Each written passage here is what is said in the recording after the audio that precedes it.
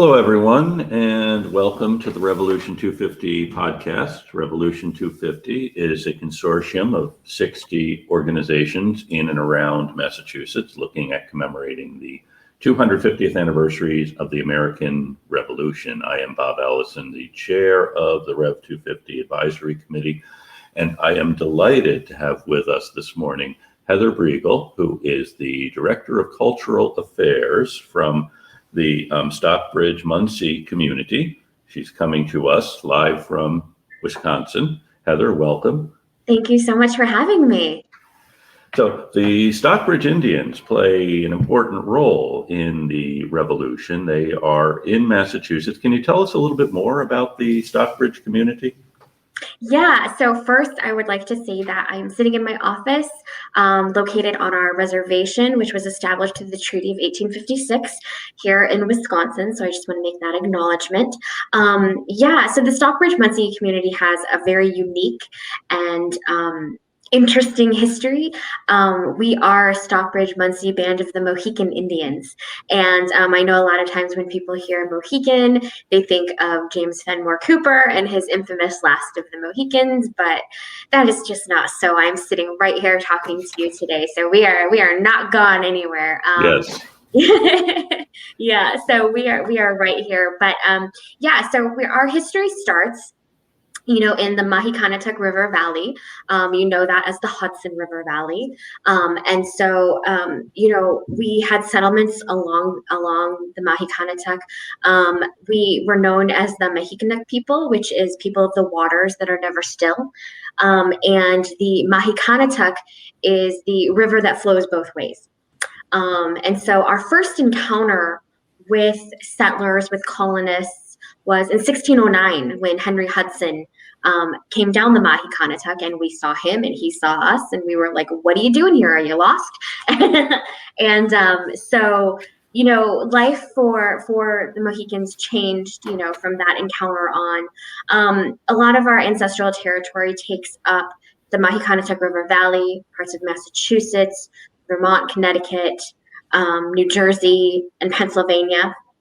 We do also have a settlement in White River, Indiana, and a settlement in Kansas, just right outside Fort Leavenworth, and then settlements here in Stockbridge and Kokano, Wisconsin, but before finally settling here. So we have our own kind of migration story that leads us from the Mohicanotuck all the way to where we are in Wisconsin now. And it covers a vast array. We have an immense amount of history in Stockbridge, Massachusetts, and that's how part of our name comes from. Stockbridge is from Stockbridge, Massachusetts, and that we have a very significant history there with John Sargent, who was a missionary who was there, who preached to the Indians that were there, us included. And so it's a very significant portion of our history. And that was kind of one of the last places we were before we started to head westward. Okay. What was the relationship like between the Stockbridge Mohican and the Haudenosawnee or Iroquois Confederation? So full disclosure, I am Oneida and Stockbridge-Munsee, so I'm part of that Haudenosawnee Confederacy. Very proud to be part of that. The relationship, I think, along with other nations in the area, yes, we had our tiffs, we had little tussles, but there was an understanding of community and working together and kind of helping each other out. There was not this colonized concept of boundaries. We kind of knew where each other's territory was, but there were common hunting grounds, common fishing grounds, common gathering grounds that would have been, that we would have, encountered each other in. And then also marrying into different tribes and clans would have also been important. That helps build allyships, promotes peace, and just kind of keeps things and everything together. Great, thanks. So can you tell us a little bit about what this community was like, say, in the 1770s as the American Revolution is approaching? What's happening with the Stockbridge people? Yeah, so between 1609 and the 1770s, a lot is happening in this infancy, the budding calls of independence and things like that are going on. There's a lot happening, in the colonies.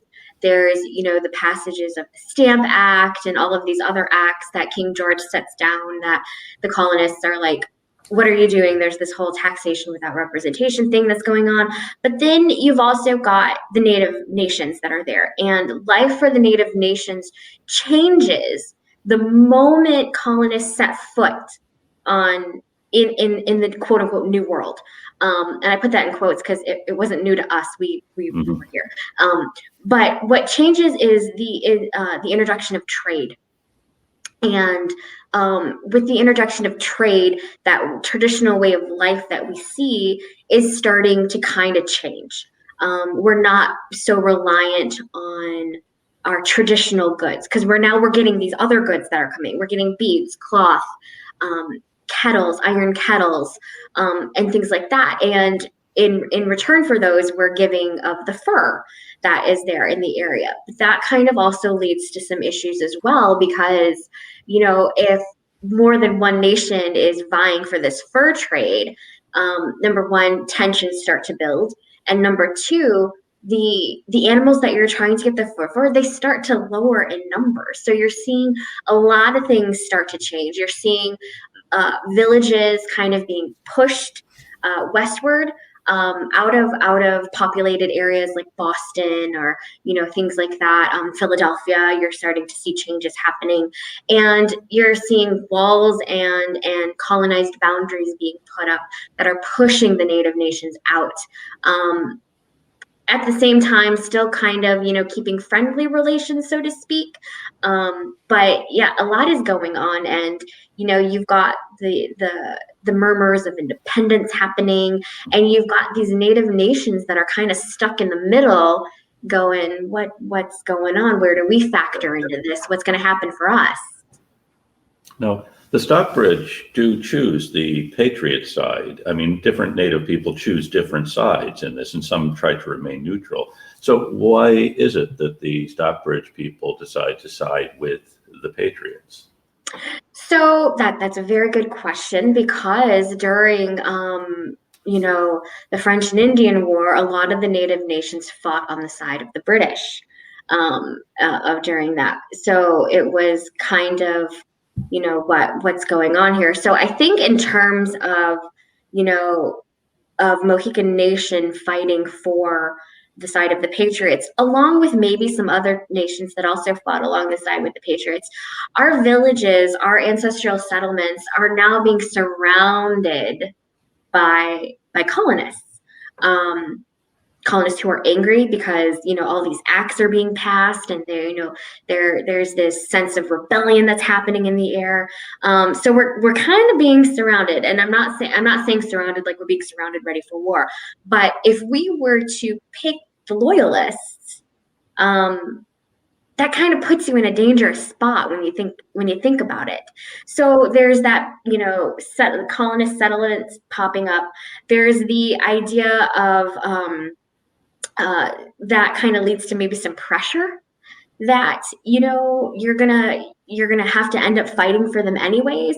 But a lot of times there were still friendly quote relations between those settlers and the Native nations. So it was kind of almost a sense of loyalty as well. Like, you helped us, we helped you, kind of, a tit for tat kind of thing going on. But I think more than anything, when you're living in an area where you're starting to become outnumbered, and there is, this war that's brewing, I think you do what you can do for survival. And you're hoping that because of those good relations that you have, that if you're showing this loyalty to, in this case, the Patriots, that it's going to benefit you in some way, shape, or form later on down the road. It's very, very, very interesting. We're talking with Heather Breugl, who is the Director of Cultural Affairs for the Stockbridge-Munsee Band of the Mohican Indians. So were the Stockbridge people involved in any of the fighting of the war? Yes.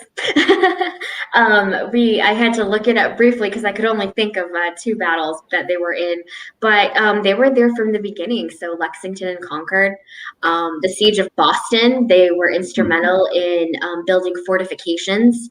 During that time, they were at Saratoga. They camped at Valley Forge with Washington and the rest of the Continental Army.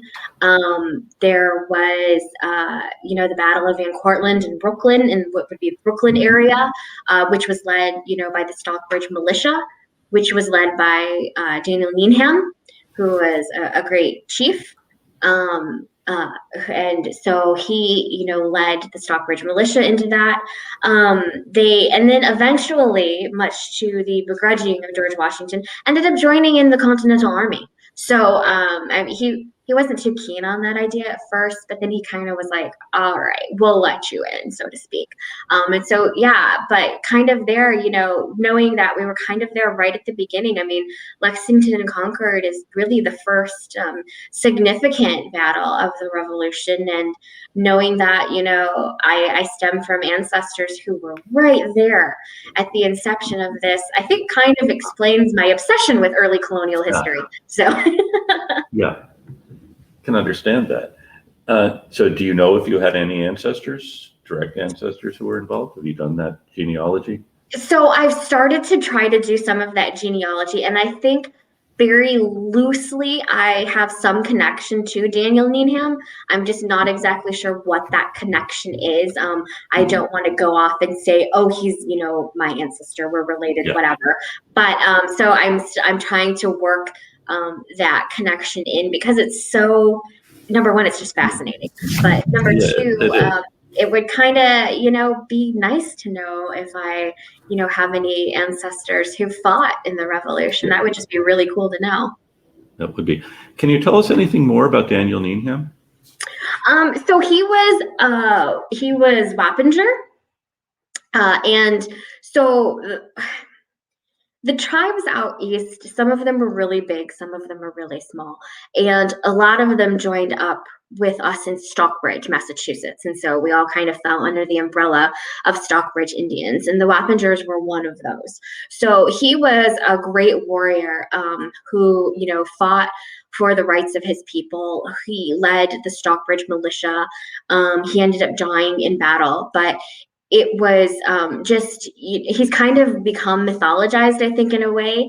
But, I kind of view him as I do all historical figures.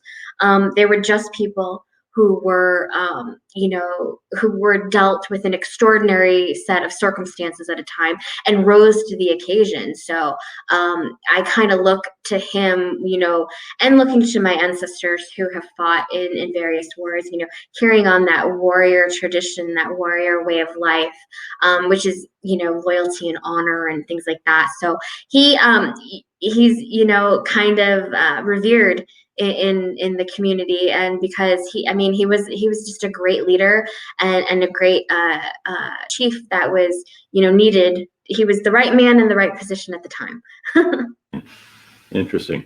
I see that the Reverend William Emerson, who was a chaplain, spent the night camping with the Stockbridge people in Concord in 1775. So this was very much at the very beginning. The Stockbridge people are they're part of the story before the beginning, actually, but the beginning of the story of the Revolution. Are there any other interesting characters from this period you wanted to tell us about? So we've got, Daniel Neenham. We've got others who joined up as well. King Solomon was a Mohican leader at the time as well. And he actually gets word from the Commonwealth of Massachusetts that, there is an impending war that may be happening. And the Commonwealth asks for his loyalty. Can we count on you to fight, with us against, the British? And, he obliges very well. And so he's, someone that we look to in our community as well. We had a lot of great leaders who were, there at the right time. And so I think of Daniel Neenham, I think of King Solomon.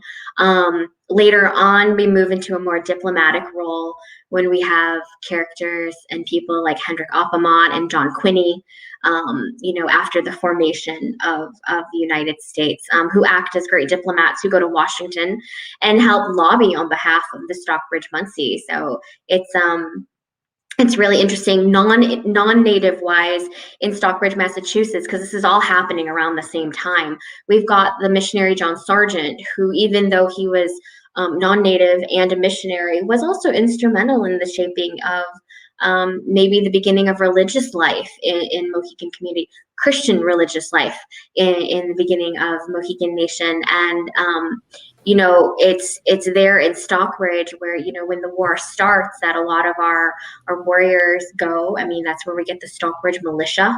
And so they go off and fight. It was a Mohican settlement before it was Stockbridge, Massachusetts. And it's also there where we're thanked by George Washington after the war. But then it's also there where we come back from war and a lot of our land was taken while we were gone. So it's a whole story. That is a whole story.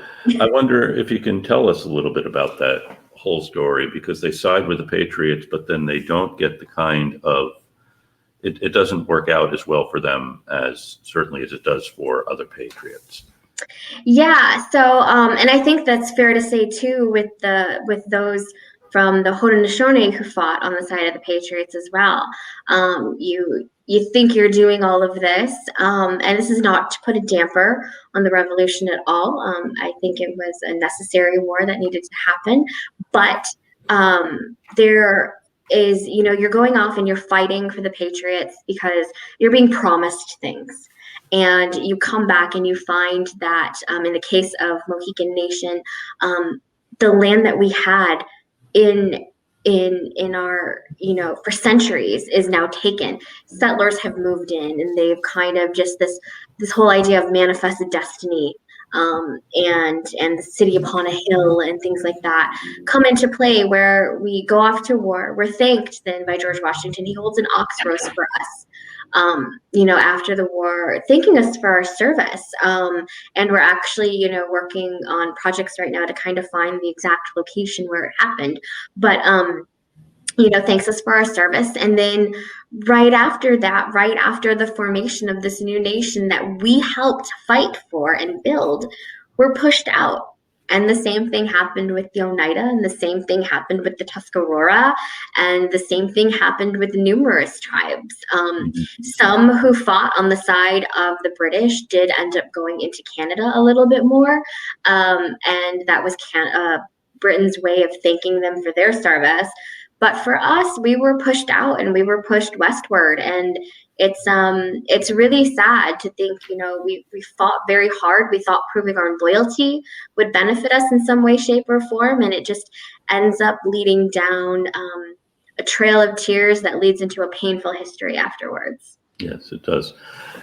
Now, I realize your role is with the Stockbridge-Munsee, but of course you also are Oneida, and the war has a tremendous impact on the Haudenosawnee Confederacy. So can you tell us a little bit about why the Oneida join and what happens with the Iroquois League as a result? The huge question, books have been written about this. But yeah, so what ends up happening is there is so the Haudenosawnee really look at the war between the colonists and Britain as a civil war. It's a war between nations, so to speak, and it's not for us to get involved in.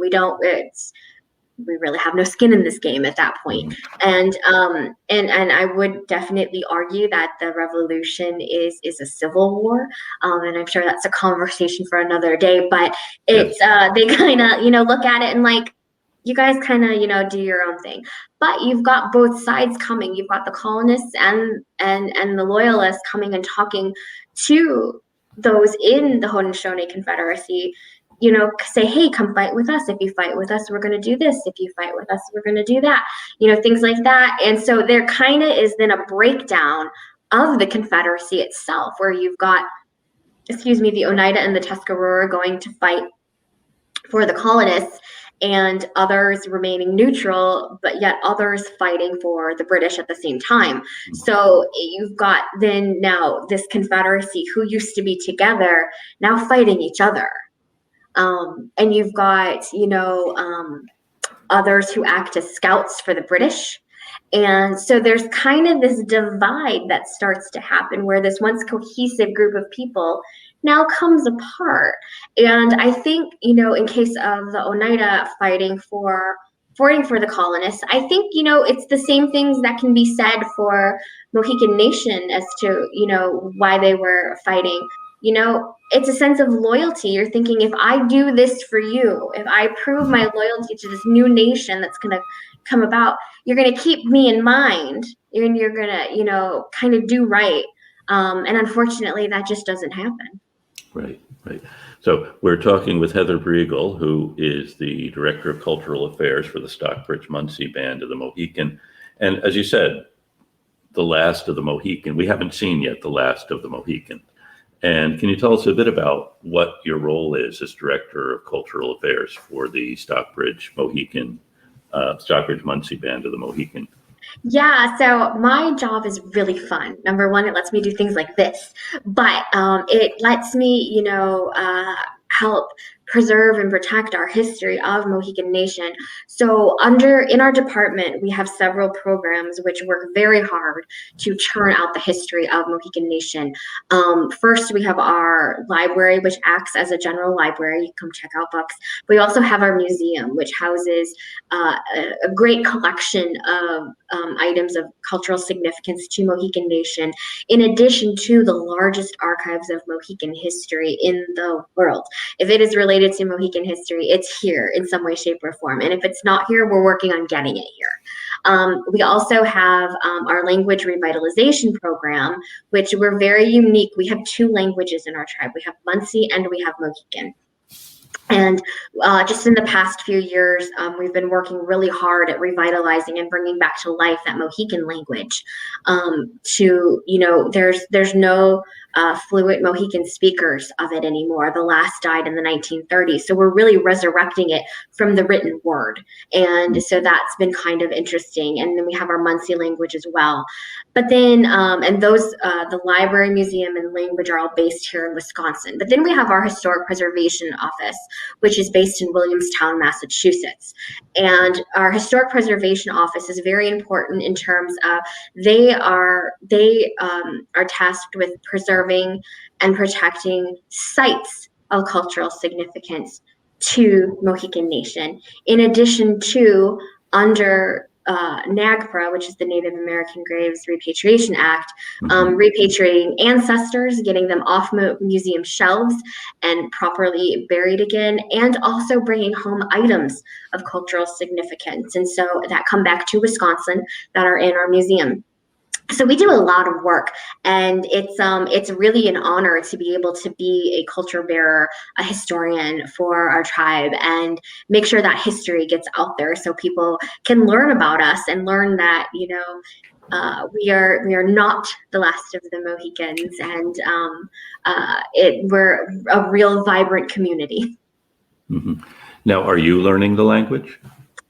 I am sort of learning the language. I attend classes occasionally, but I know a couple words here and there, but I don't speak it yet. I'm hoping towards the summer to get more involved in attending language class when I have a little bit more time and I can devote the time to it. So I don't speak it fluently yet. I know thank you and how are you, but I don't really know a lot. I didn't mean to put you on the spot. So who is learning? Who are the classes for the language? The classes are open to the public. So you can learn Munsee or Mohican if you want. Our Munsee classes were on Monday. They just moved to Tuesday, 5:30 Central Time, and our Mohican classes are Wednesday, 5:30 Central Time. And because of the COVID-19 pandemic, they are virtual. So you can learn from the comfort of your own home.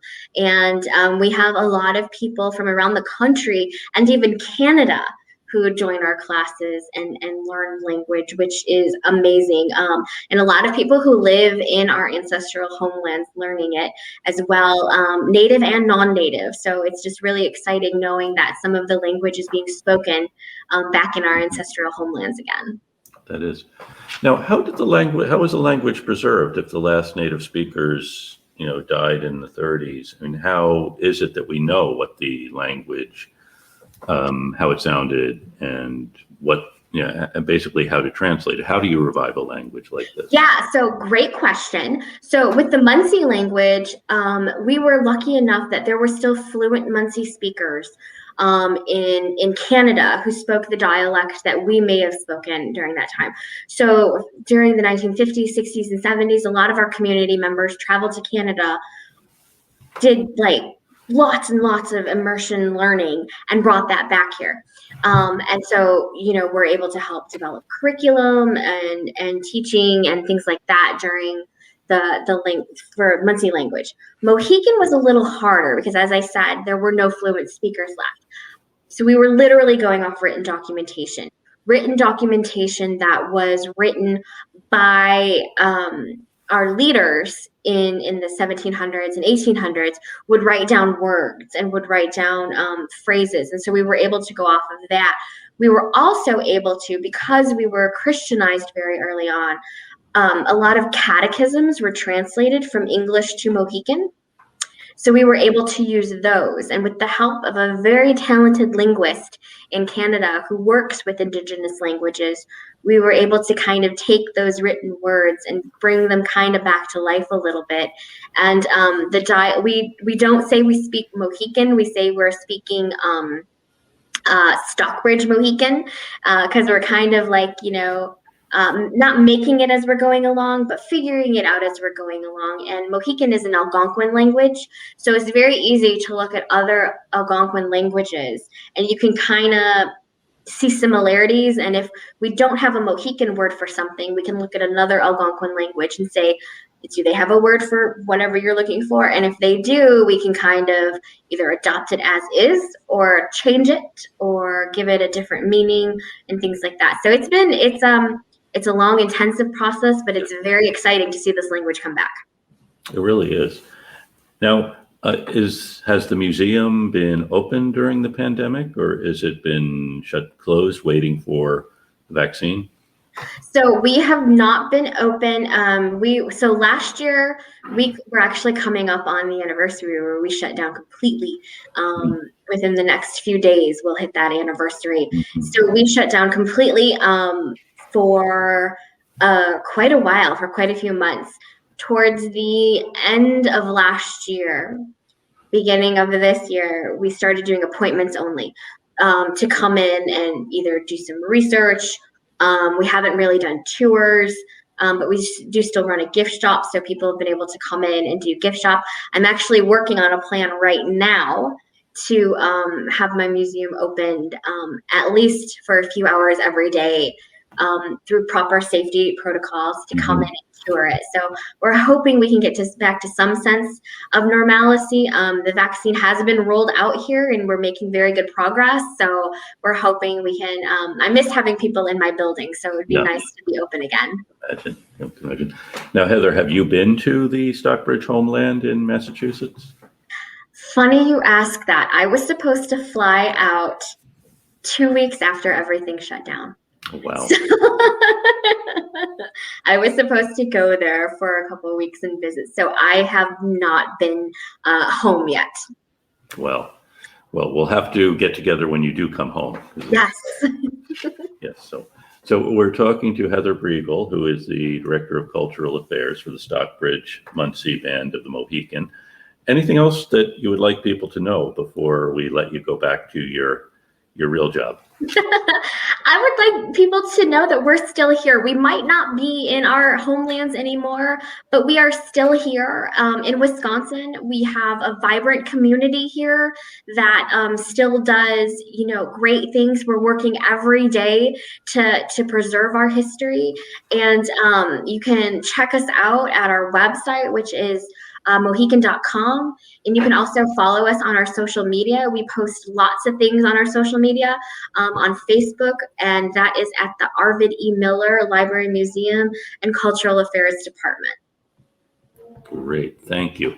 Well, thank you very much. We've been talking with Heather Breugl from the Stockbridge-Munsee Band of the Mohican. Thank you for joining us, and thank you everyone who joined us this morning. And we'll now have Dave Emmerich and Peter Emmerich and Doug Quigley lead us out with The Road to Boston. Thank you very much, Heather. It was great to talk to you. Thank you so much.